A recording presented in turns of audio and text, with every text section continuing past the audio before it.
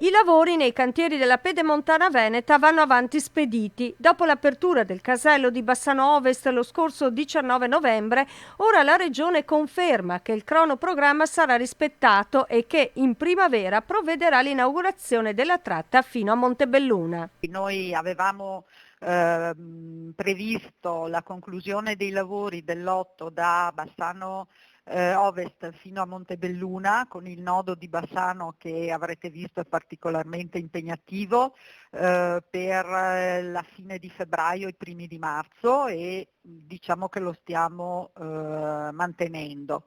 Dopodiché ci sarà da avviare tutte le procedure di verifica necessarie per normativa, collaudo, al fine di poter concedere l'apertura, per cui confermiamo per la primavera l'apertura della tratta fino a Montebelluna. Gli operai stanno lavorando 7 giorni su 7 e con turni prolungati nella galleria di Malo, dissequestrata solo in autunno. Non ho segnalazioni di particolari inconvenienti, se non qualche ritardo nelle forniture, soprattutto di apparecchi riguardanti la tecnologia degli impianti delle gallerie, perché il Covid certamente non aiuta. Durante l'estate saranno terminati i lavori dell'8 fino a Spresiano e nella parte vicentina da Castelgomberto fino a Montecchio. Primavera 2022 è aperta tutta, compresi tutti gli attacchi alle autostrade di competenza della Regione, tranne appunto quello sulla A4 che non è di competenza della Regione, dove c'è uno sfasamento di circa un anno.